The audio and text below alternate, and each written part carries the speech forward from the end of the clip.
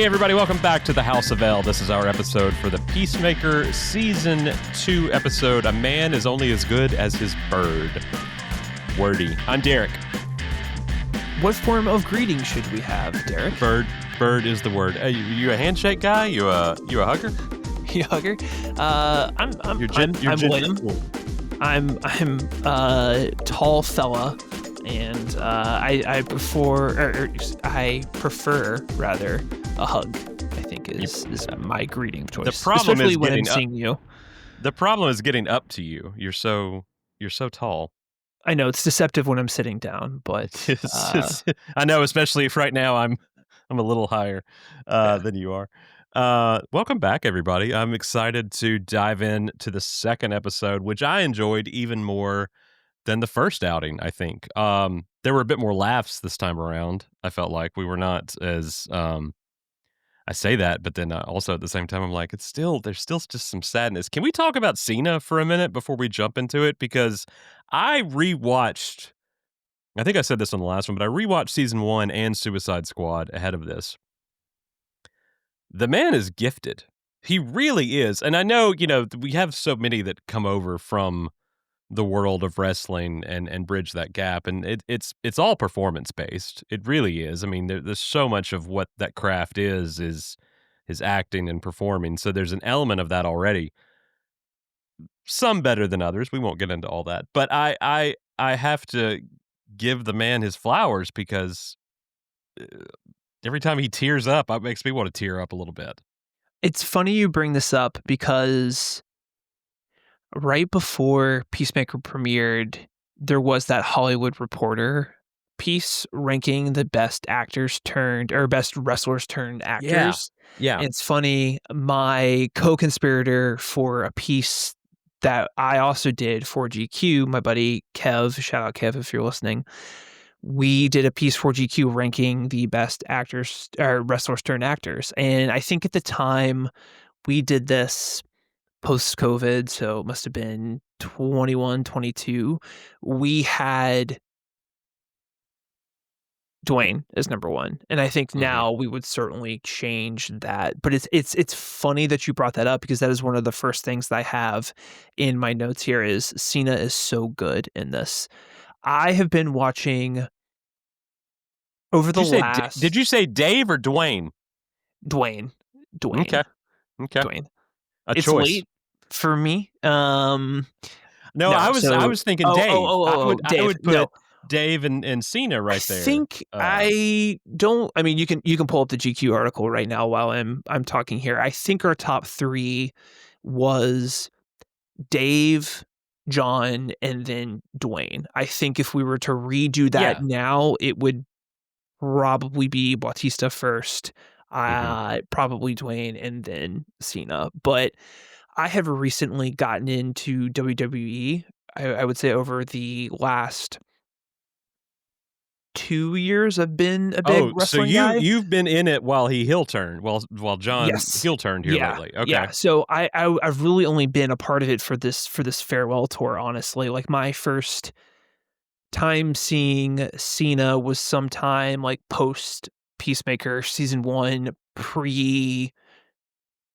I can't remember if legitimately the first time I saw him wrestle was when he showed up at WrestleMania last year to take on as part of WrestleMania 40, where he was there with like The Rock and Undertaker and everyone else. So of course he's been cutting promos left and right on this farewell tour. The heel turn was like incredible, and his acting, his promos that he's cutting during this kind of final run here are nothing short of are incredible. I understand why he's been such a gifted guy on the microphone. And so to see some of the stuff that he does in the ring and his spontaneity and how he can instantly curate and modulate his performance to what is happening at a given point in time, there's never been a doubt in my mind that he is absolutely a talented guy. But seeing the scene on the steps, I think in particular with Leo, is such a good, that crash out moment that he's having is so childish and so funny while still managing to thread the needle of having like a very, I think, open wound, vulnerable, that's the word I was looking for, vulnerable performance there that is straddling that line between childish and then also something sadder. And, we see that at the very end of the episode as well. It's really, really great stuff. And I think it's one of those things larger, muscular guys like Cena or The Rock or Bautista really always interesting to see how they choose to either lean into or lean away from their physicality. I think that's something that in Dave's case worked really well in Knock at the Cabin, is how Yeah. gentle he was in his performance, knowing how Shyamalan frames him within a shot, how menacing just his sheer presence is, and how those kind of compare and contrast. It's interesting the ways in which I think Cena kind of leans into the physicality of his stuff, especially when he's really angry. I love the physicality of an angry John Cena or a frustrated, angry or frustrated John Cena. There is such comedic force that comes from him just kind of wielding his body almost like a wrecking ball in the course of a given scene. But yeah, I very long-winded way of saying he's has a lot to do in this episode in particular as we deal with the fallout of episode 1, and it's pretty fantastic. See, I think I would have Dave and Cena tied, and then Yeah. Roddy Piper, and then Hulk Hogan, and then maybe Dwayne, but that's fine. Okay. That's neither here nor there. No, I'm just kidding. What I do love though is of the 3 we're talking about, Cena, Rock, and Bautista, all 3 acting chops in DC film or TV shows. Uh, I mean, Bautista did it first, man. He was I'll never Small forget. That was my Smallville, baby. first experience with him was him being in Smallville and the excitement that came with that. And then look at where he is now. Who would have thought? I want somebody to ask him. Oh, I know he's kind of answered versions of it in years past that, oh, that was helpful for me just to kind of get that experience. But I'd really love for him to do like AV Club's random roles and somebody bring that up. I Yeah, always think of that very fondly, that it was cool that he was there and now, look at where he is. But look at we're it not talking now. about Batista. We're talking about Cena and we're talking about That's right. Peacemaker. I got you. So when we jump into this episode, we do have a flashback to 8 months ago. I think I made a little bit more semblance of the timeline since the last time we watched because I did rewatch the first episode. I have rewatched Suicide Squad in season 1 now. And somebody was asking Gunn this on Threads, and I think Tim or we got together on this one and asked Gunn about the timeline of or proposed our timeline of things, and I think he even liked it. I can't remember. He likes stuff intermittently from the House of L. But so Suicide Squad 3 years later is Peacemaker season 1. Which And then is not canon except for what we saw in previously on, which is canon. It makes a ton of sense. right. Don't think about it Right. too hard. And then 5 months after Peacemaker season 1 is Superman. Yes.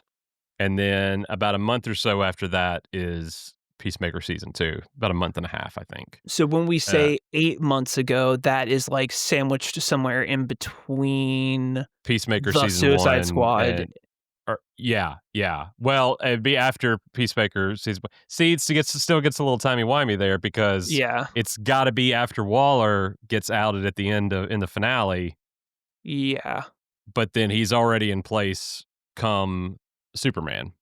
He's already acting director of Argus come Superman. Okay. Yeah, so somewhere in Regardless, there. I mean, that vaguely tracks, I guess. right. All you need to know is he is, if you didn't see Superman, he is director of Argus at this point. And Economos is kind of showing him around the digs, kissing up to him just a little bit. And the first thing out of the gate he wants to do is look into his son's death, Rick Flag Jr., the events of the Suicide Squad, which he has been barred from doing uh, for 3 years now, over 3 years. During his Uh, tenure, ostensibly as a member of the Creature Commandos, he was not right, allowed to see those right, files, despite the fact that he had an inkling that something happened to right. Junior And during the this events of the Suicide Squad. Right, and we obviously see scenes from the Suicide Squad play out. We see Rick's death happen yet again, and a very detailed report, right down to Rick's final words being printed there. And this is what catapults uh, Peacemaker being under surveillance by Argus for the last 8 months. So now we know why, obviously, Economos has been staking out Peacemaker for the last 8 months because Rick has his sights on him. He can't get him for the death of Rick Jr. because obviously he was acting under Waller's orders, and then In there's some grace pardoned. there in pardoned for due to Project Butterfly and all that. So he's looking for a reason for Chris to screw up, Mhm. basically. Now from there we go directly into the theme song. I saw a lot of chatter of people not happy with the new opening. I I I I can't imagine it another way now. This season to me is so clearly already setting up this tie. I mean, really the series has kind of always been this way, right? But this through line between fathers and sons, I think it is Yeah. very intentional that we go from that tense emotional moment that Senior is having, thinking about his son, to a song that's inherently about the coping mechanisms basically that a father is trying to pass on to his son. Like that's Right. very intentional to me. And then also the entirety of season 1 really is about Chris and Augie and their relationship and how that has messed up Chris in a significant way and still continues to linger in so many ways. And will continue to evolve the more time that Chris spends with Alt Augie at this point. We're going to see that at the end of the episode.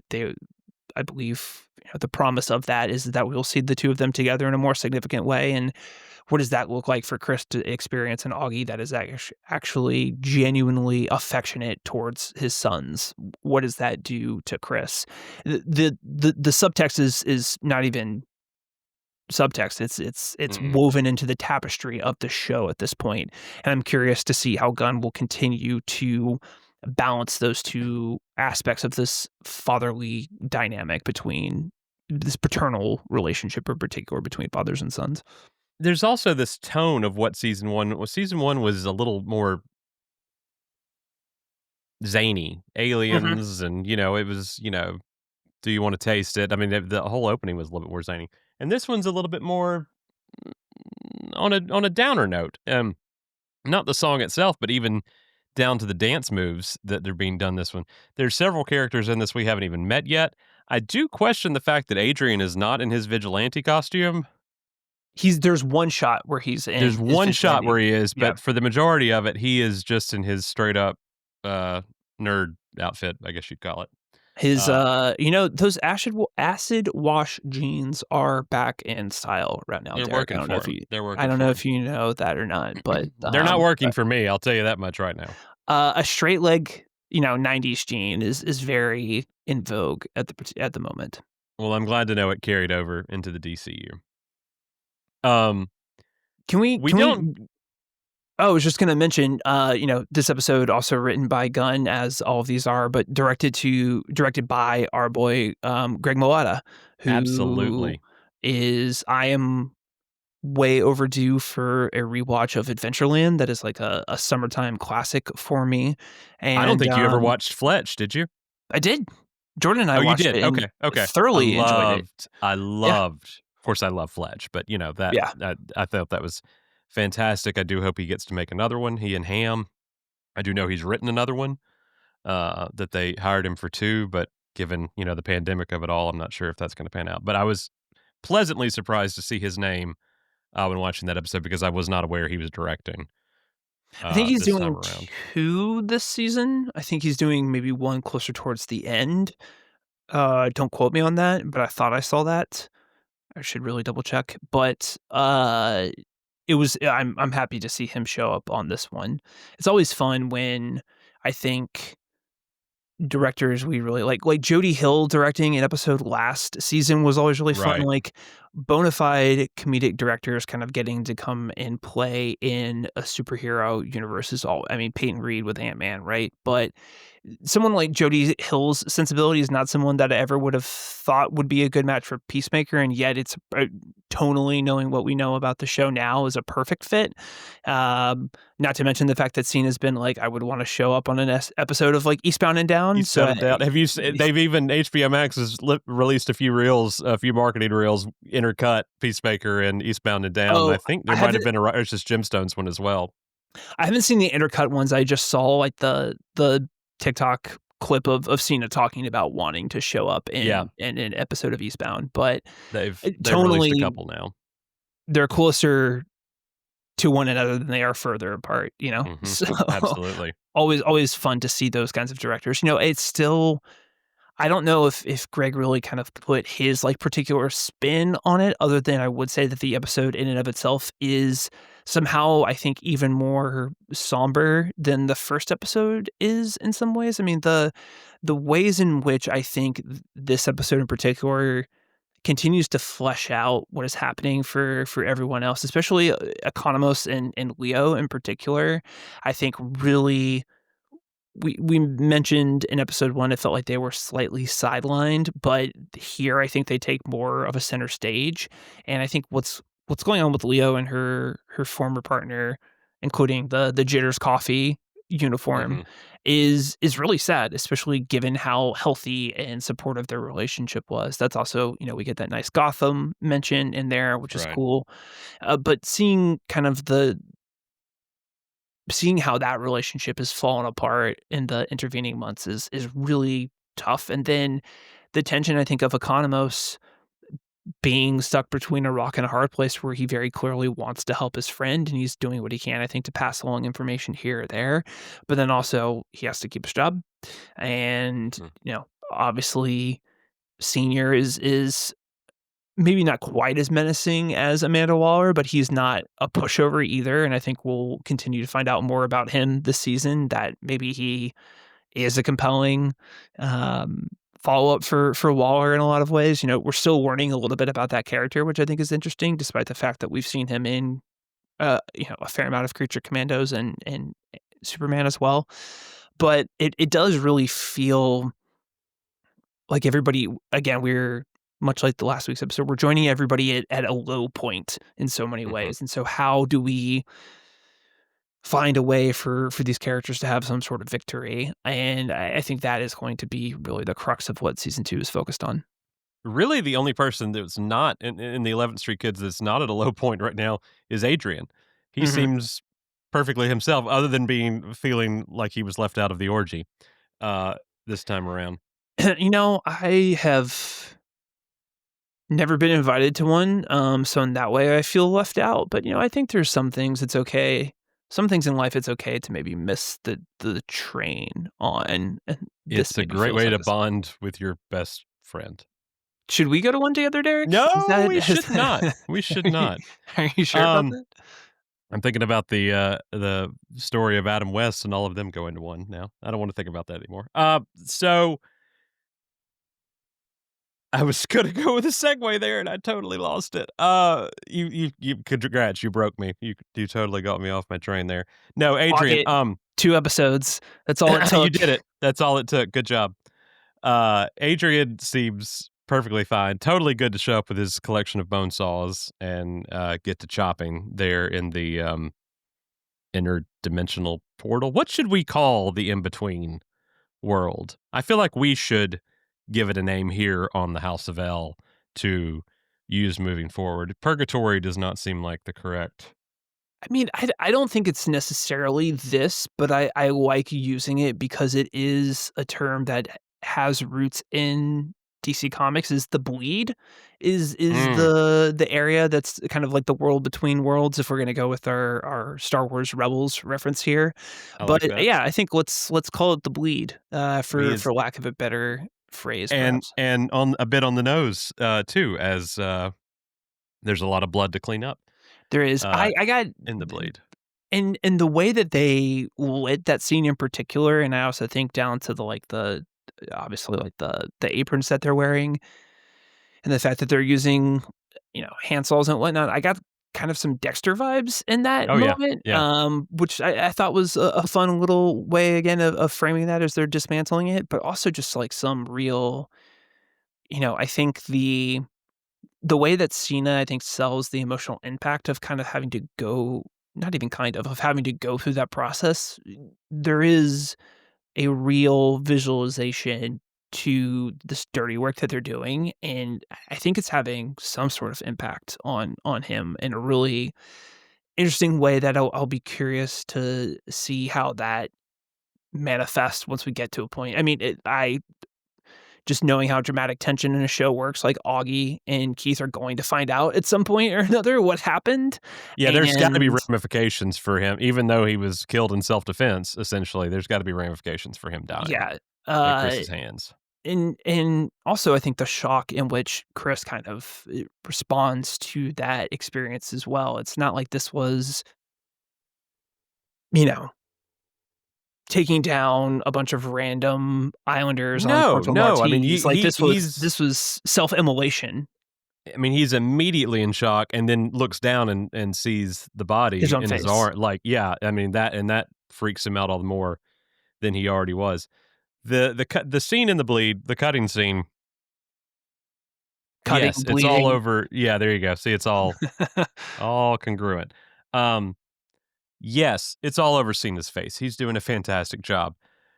Adrian is all Having the over time the of his life, place, man. having the time of his life, doesn't bother him a bit, and then you've also got again, I touched briefly last week, but I'm loving the amount of Foxy Shazam used in this show. This is another instance of that, their song being played here, and, I think it pairs really well with it, and then you've even got the little cap at the end with the alien coming back in and, Yeah.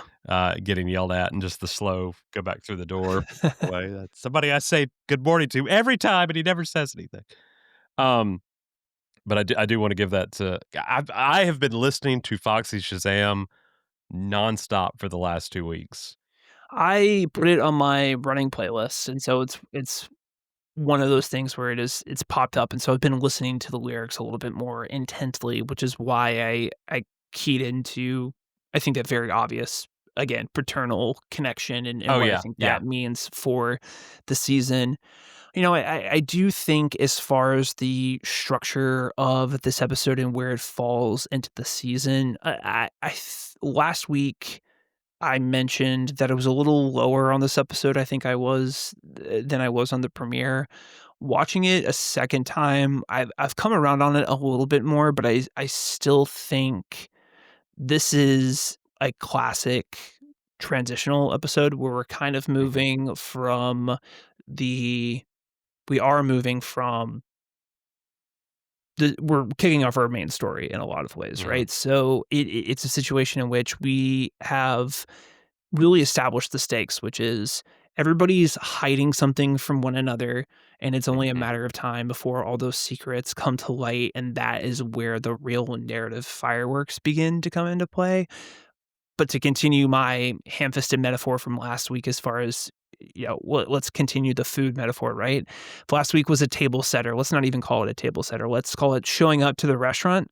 This week is you're getting your welcoming drink. You've sat down yeah. at the table and you get maybe a little, I don't know, maybe they've put together like some sort of aperitif or a little just like here's a shot that you drink, that you sip as opposed to actually shooting, and it's got some density of flavors to it, but we're not quite at the main course in any capacity, but we're on our way.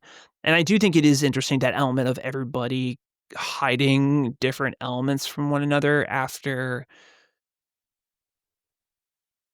the highs of seeing the group so victorious in season one, to then Mhm, again revisit them this time around. And even the party in Economos' Welcome Back, it still feels so muted and understated because I think of all the different ways in which everyone's problems are all weighing very heavily on their minds, and the ways in which they're talking around it without ever fully coming out and actually saying what's going on with them. One, because that would be bad writing, but two, it makes, I think, the situation that Economos is having, or Leo's having, or Chris is having, or even Amelia's having, it just makes those situations all the sadder. I mean, we're very much looking at a real possibility of, former Argent agent Amelia Harcourt working as a cash clerk at a drugstore.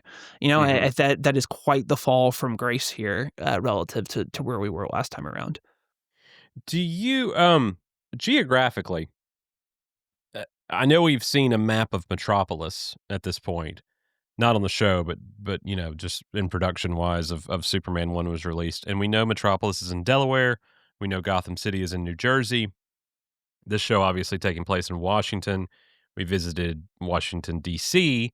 in Superman.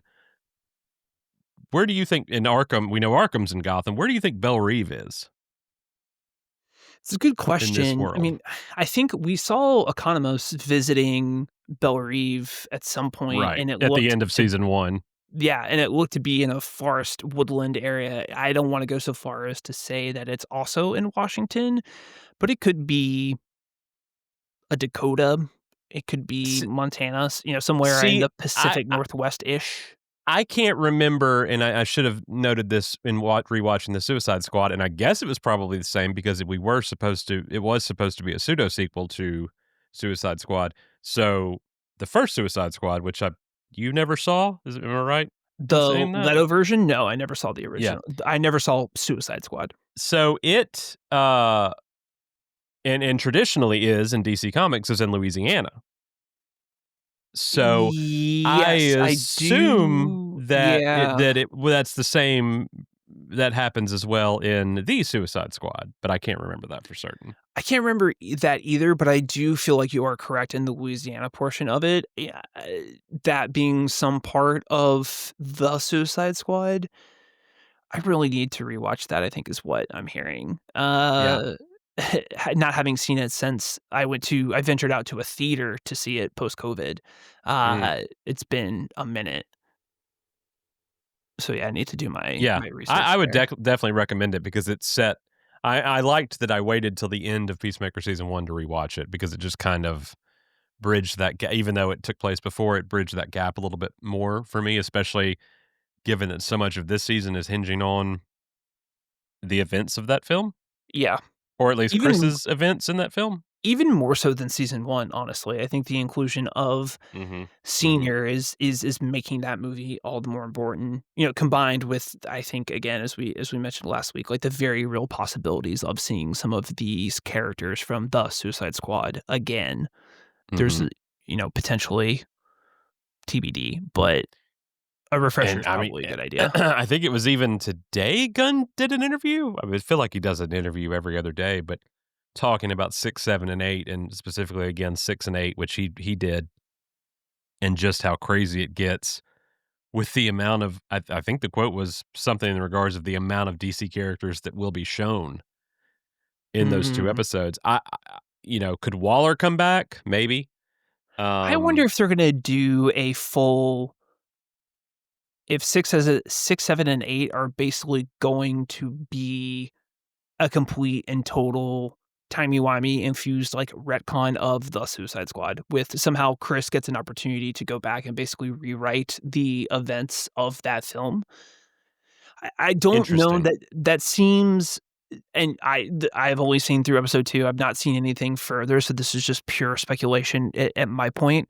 Just based on that and knowing that, we have this kind of, like, alternate dimension thing, if somehow that comes up, that almost feels like a little too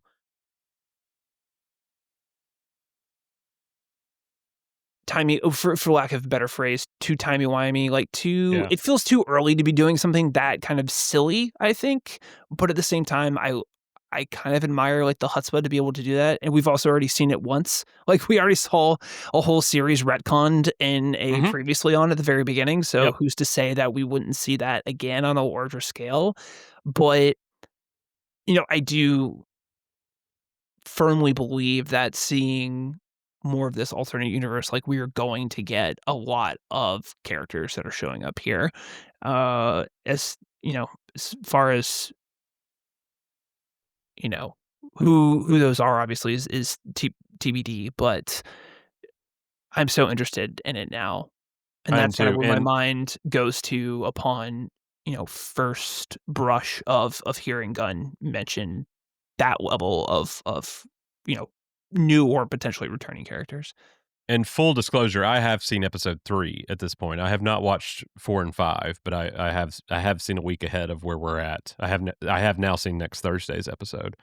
So I won't obviously say anything one way or the other on what that hour entails, but just looking down the pipe of those final 3 hours and how excited Gunn seems to be about it. The other thing I wanted to ask you was, um, production-wise, Superman seemed so careful in its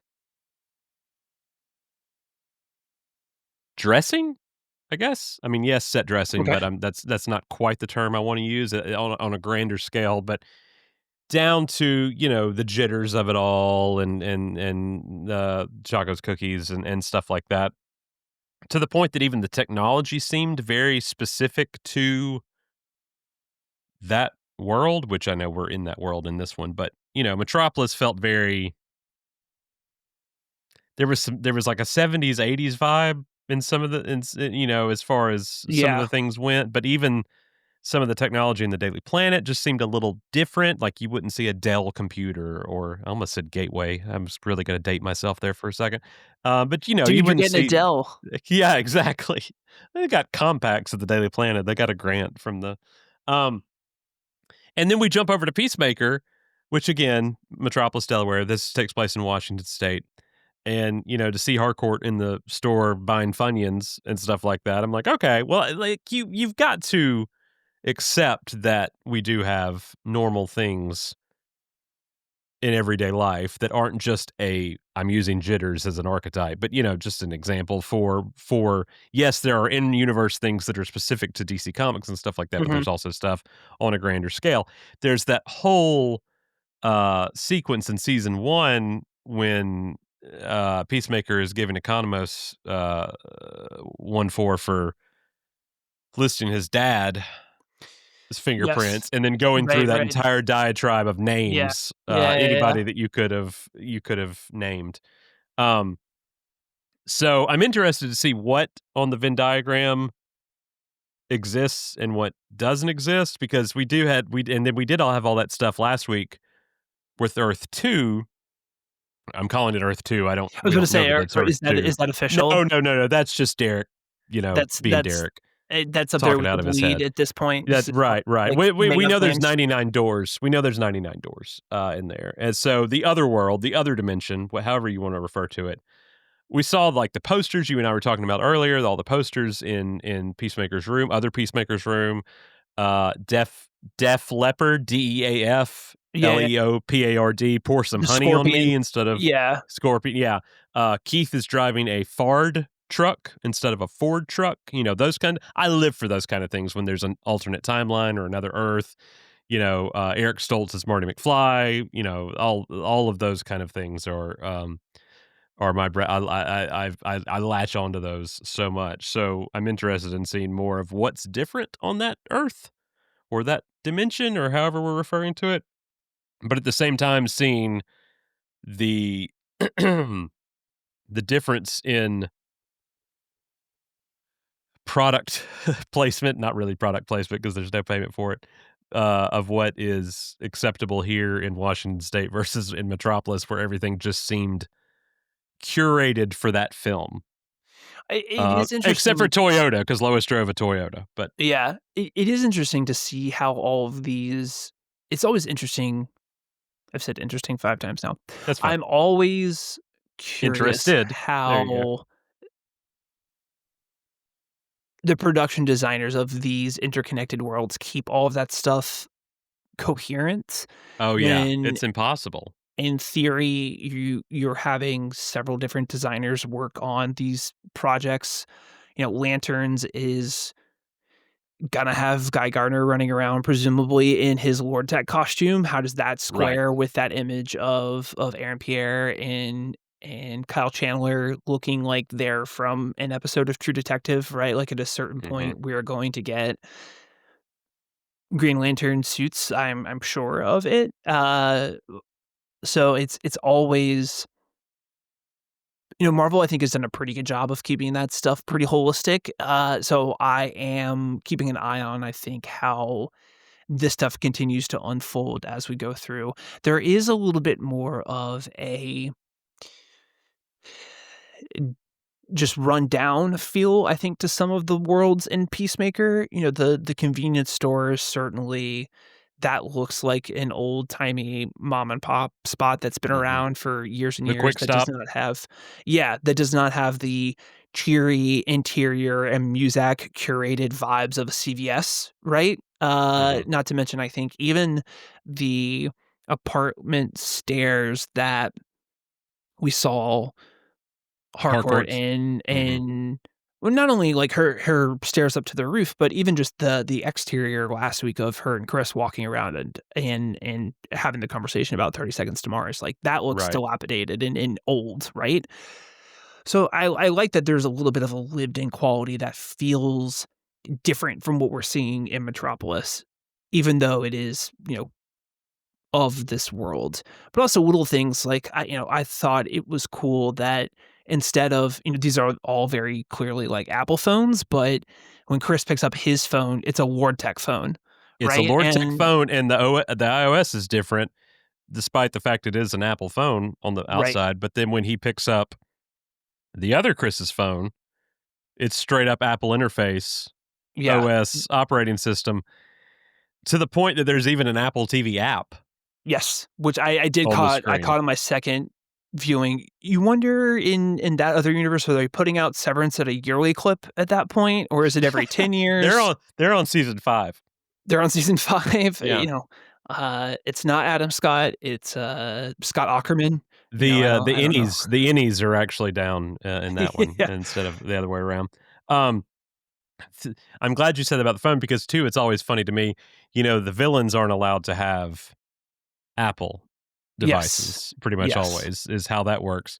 So, for the other Earth Chris to have an actual Apple phone, right down to the interface being, Apple TV app and everything, and then Chris not having that, I found very interesting. I say all this to say, and I didn't say it last week because there was so much. I feel like we had to talk about season 1, we had to talk about Suicide Squad and everything. But you saying that 30 Seconds to Mars made me think too. I wanna know, okay, spin doctors exist in this world. Is there Jimmy Olsen's Blues? Is there Pocket Full of Oh, yeah. Kryptonite? Mr. Gunn, I need to know what we're dealing with here. Is this a Star Trek 2009 situation with Kirk listening to Beastie Boys and a Spock reference, or how is that working here exactly? I forgot I always forget about that with the Spock part of Beastie Boys. Mhm. Um, yeah, I maybe we'll get that cleared up in this Jimmy Olsen TV show that I think is There you go. just a couple of months away from being announced at this point. There you go. I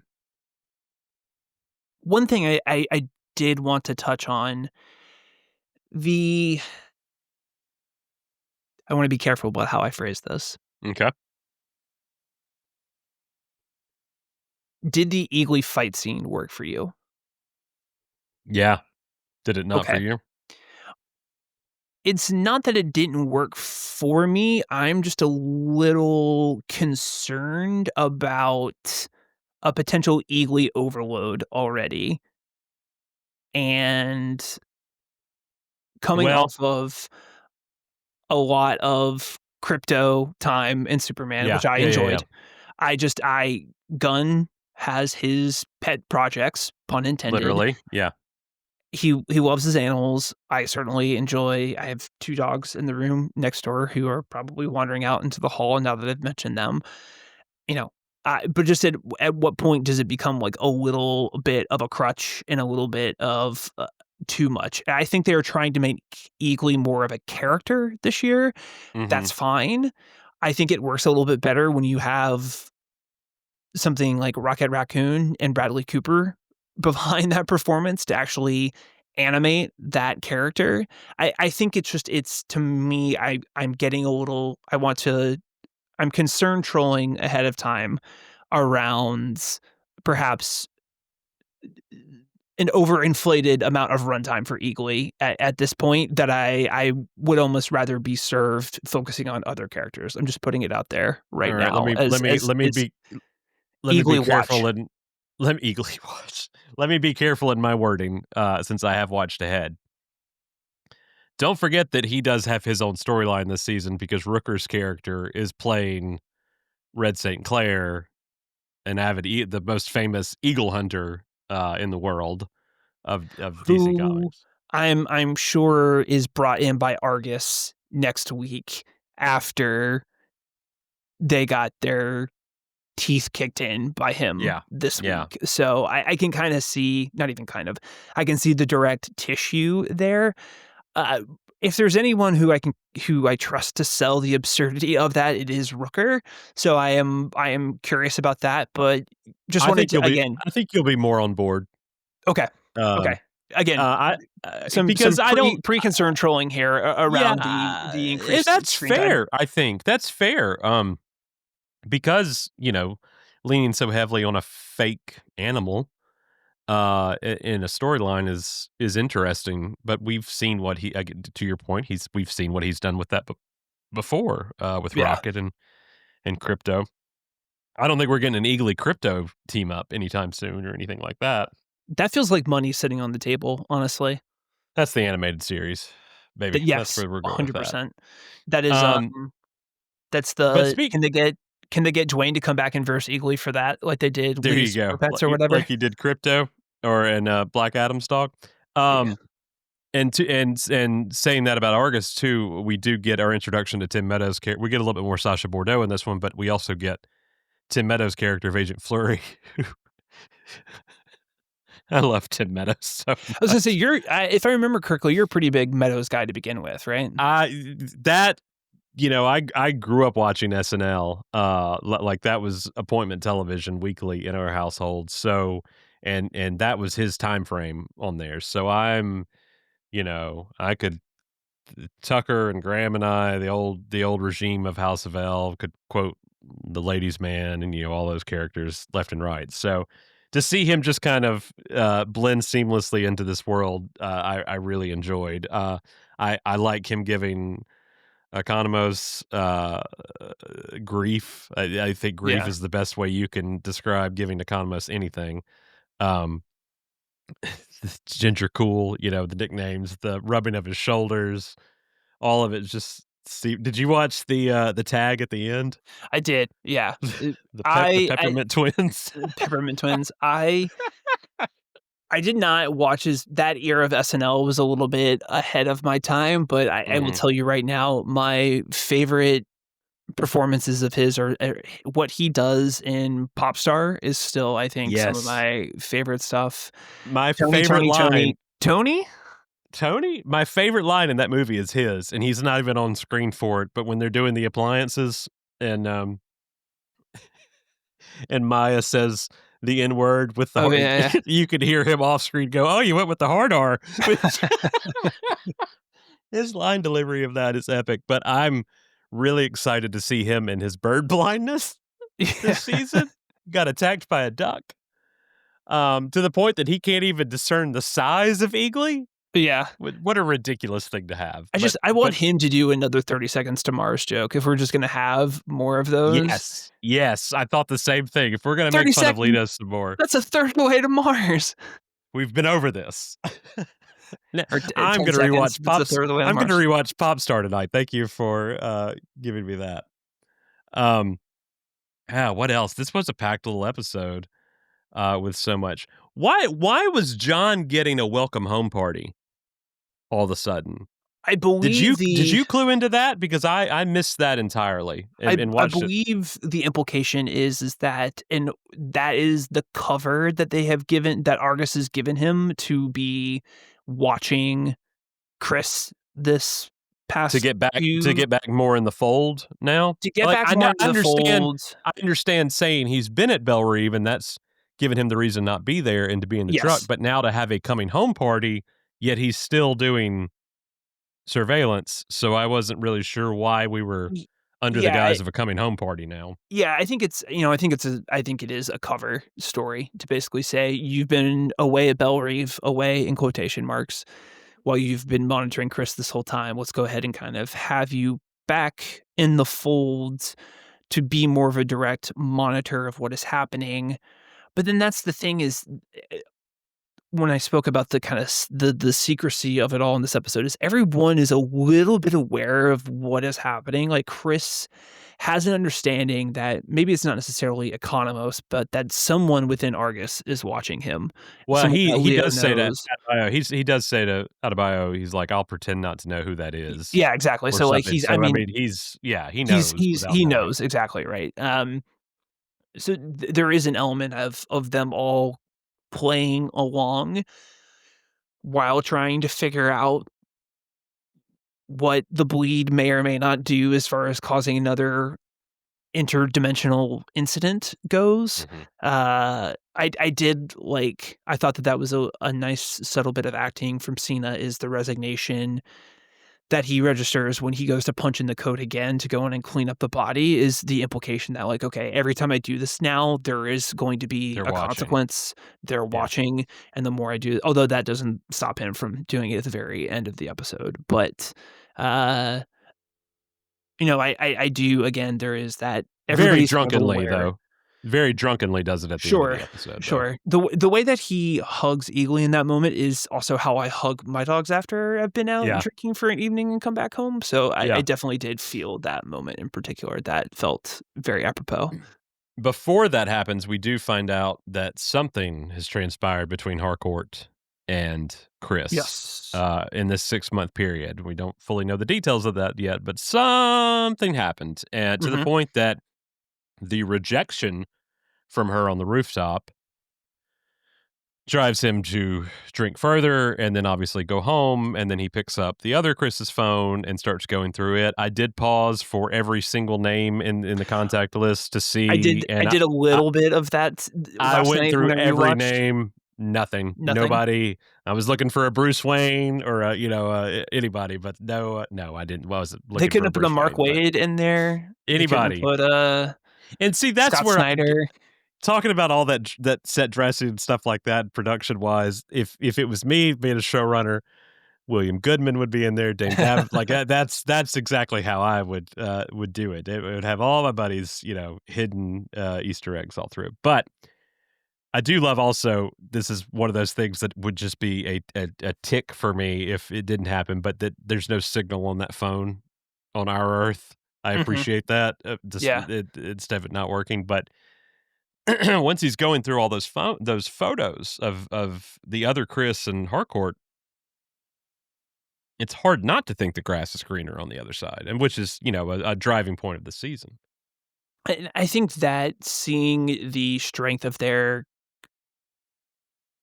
alt connection, the strength of that connection, and how frayed Chris and our Chris and Harcourt are in that moment. Yeah, you can't help but wonder what that's like, and can't help but to send a late night text, and even if you have to,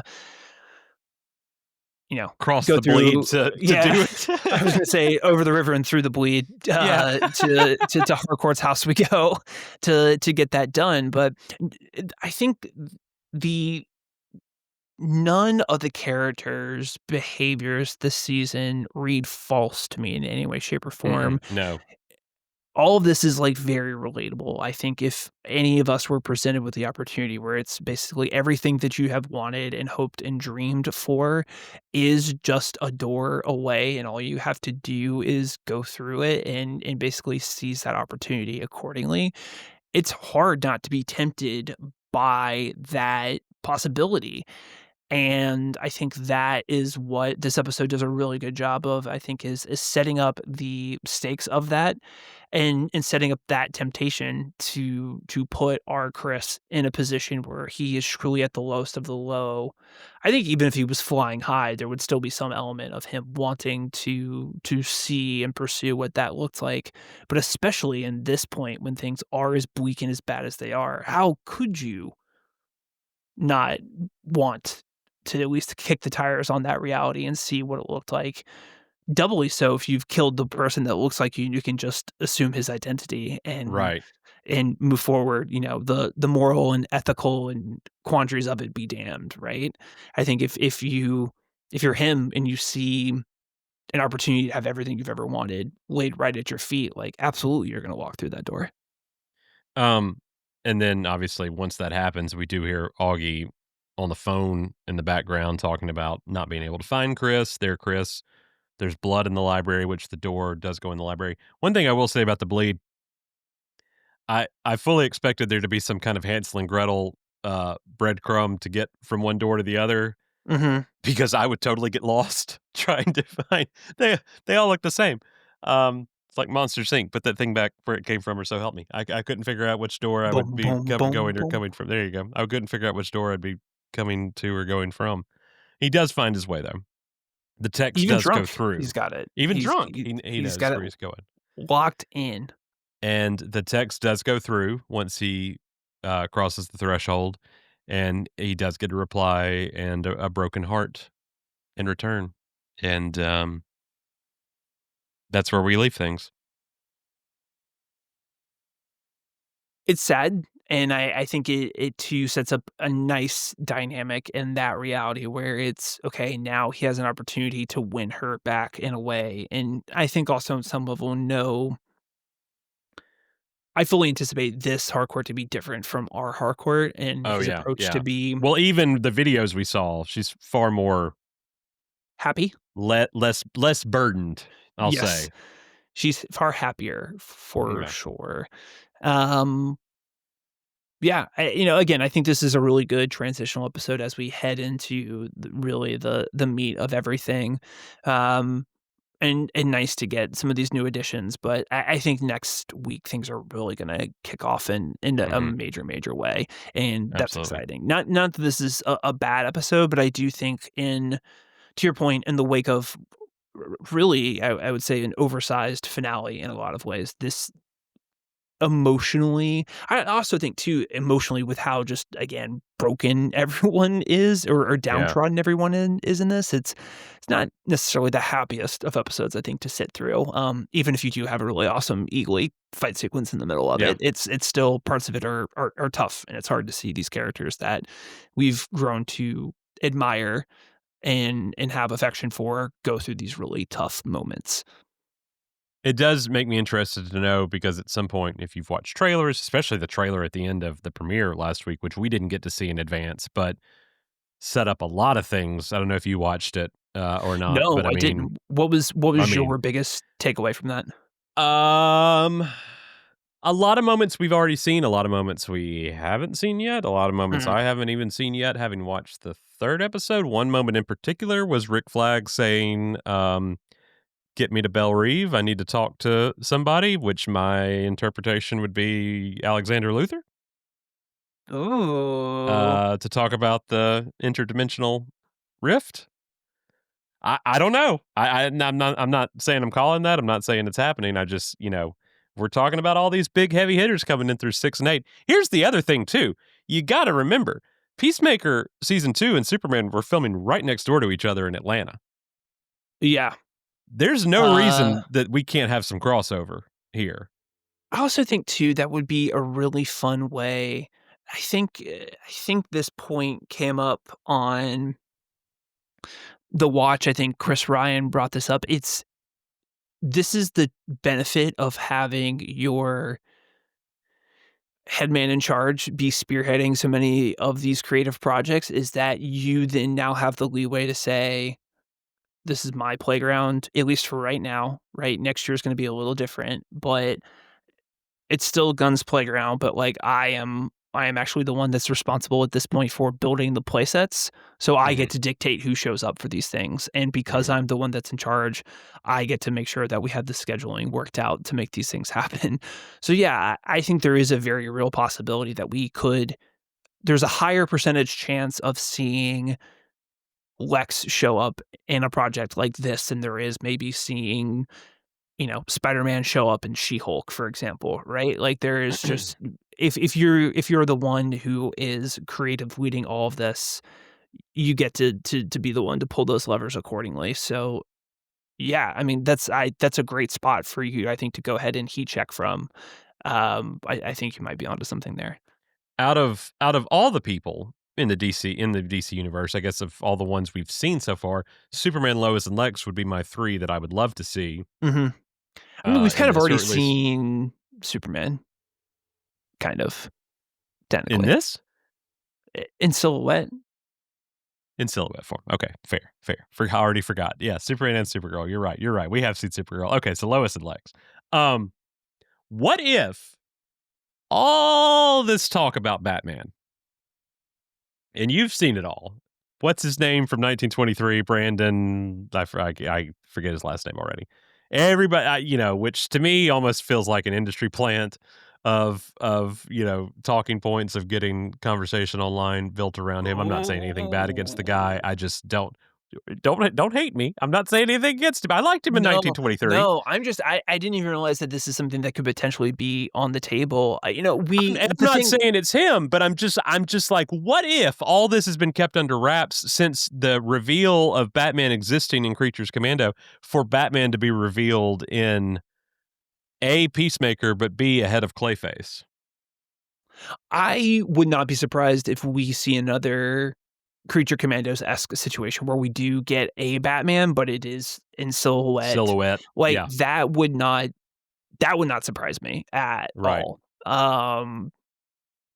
But as far as getting, like, an official name with a face, that feels like something we would have heard about by Mhm. this point. Like, the They would have had to really sit on that one to the point that, like, one of those where, like, 5 people know about it kinda thing. Yeah, and even then, I feel like that is such a big, juicy story that Justin Kroll or Boris Kitt are getting a hold of that. Like, the trade scoopers who are great at breaking that casting news, like, I don't know, they're so good at getting that information. Justin, especially at Deadline, is just like an absolute hound for that kinda stuff. That would be quite something, unless they already know about it and there's a deal that was worked out, where Gunn they went to Gunn like, "Hey, do you have a comment on this?" And Gunn was like, "If you keep this quiet, we'll give you, a Clayface Mhm. scoop somewhere else," Yeah. right? We'll Sort of we'll a give you the semi-quid exclusive. yeah, we'll give you a quid pro quo kinda situation here, but we wanna keep this a big secret. I that would be quite something. Again, even a situation where if Harley is coming back and they were still able to keep that Right. quiet, like, that still, to me, honestly, in some ways is I don't wanna say, like, more exciting than finding out who the new Batman actor is, but, Margot Robbie's a huge talent, and having her back in this DCU, I think, is something that is certainly newsworthy, right? Were that to be true. So, yeah, I don't know. I think it'll be very interesting to find out as we get into these later batch of episodes, like, what exactly all these different characters mean. Are we getting Karen? Is the Karen that Cena's going to see Bumblebee? Is it Right. Kara is it Karen Zor-El? Like, who knows?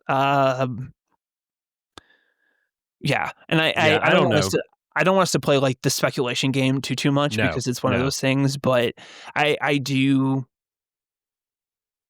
that is a very juicy nugget that I had not seen Gun plant, and that combined, I think, with some of these, um, teases in the trailer coming forward, there's something substantial, It it and it that unto itself is definitely exciting. it definitely I mean, I was surprised in Creatures Commando to see him show up, even in that brief flash. I don't I could totally see Superman showing up. I don't think it's a good idea for Superman to show up Yeah, necessarily. There's all this talk about, like, the orgy scene last week, and was that necessary? And you've got kids watching this, and kids shouldn't be watching that. And my thing is, and a lot of the people saying that are the people that have been, obviously against Gunn and against the DCU. And I'm like, Gunn has outright said it time and time again, this is not for kids. This is not yet. If you are a grown adult and you're good watching this stuff, yes, this is the next chapter of the DCU. You do not have to watch this as a child, obviously, to go from Superman to Supergirl or whatever comes next. right, But right. if you're of age and everything, this is where the story flows into. It's not for children. I think putting Superman in this might go against some of what he said because you hear Superman's in it, you're gonna wanna your kid's Yeah. gonna wanna see that. It's like a 13-year-old that's online and savvy enough to hear that, but doesn't need to watch what happened last week. Yeah, I mean, I don't know. also the Lex, I think, being a part of this world, this particular Peacemaker world, certainly makes sense to me. But the other thing too is it could very easily be one of the creature commandos. Too. Absolutely, That's absolutely. it would be And really great to see like the Bride make a live action appearance oh, I'd or love to any of see the other. Phosphorus. I think seeing Phosphorus in live action would be incredible. Yeah, To see how they handled that. So I don't know. I don't think we're stopping at one though. The way no, he's talking, it's multiples. I think from the world of Superman, Lex does make the most sense. But I know we did see those set photos where we've also seen Danielle and David got a picture together of her in yeah. costume and him in super. Again, they filmed right there together. Tim Meadows got a picture of them together. So there's Honestly, possibility for it all. Derek, I think I know who it is. Is that I think it's Otis because I think there's footage in one of the trailers of Rick Flag, I think, talking to Otis and someone else at what looks like a, interrogation room of some sort. So honestly think that's probably who it is. Otis is. We do know Otis is in there because of the trailer, and also I can't Happerson. remember. Yes, yeah. Sydney So is in maybe it's there the two as of them well. and not Lex. Who But knows? But it may not be. They may not been. Lex may refuse to. I don't know. Refuse to see Rick, and he's there. There he talks to the two of them instead, and get a message to Lex for me. I don't know something, but I do think there's going to be some crossover there. Yes, but those two. I'm glad you said that. But yeah, that we have seen. I think Sydney was in the trailer at the end of yeah, Flashpoint too. I So think I've definitely seen them in a trailer somewhere, whether yeah, it was like the new kind of like Red Band trailer that was released like right before the premiere or the right. initial one. I do want to go through and watch this like this season on trailer that I'm sure that they showed. I'm sure that as you said that had plenty of good it's stuff. stacked. It's got a lot of stuff in it. So interested too to see why they wouldn't have gone to jail after the events of Superman. I don't know. We'll see. A lot to talk about. We'll be back for the third episode next week. In the meantime, head on over to our website, superhouseofl.com, where you can listen to us or through any podcatcher of your choice. We're on Spotify, YouTube, Apple, of course, anywhere you want to listen to the House of L. You can also head on over to our YouTube channel. We've got videos going up there, and all our socials are at Superhouse of L as well.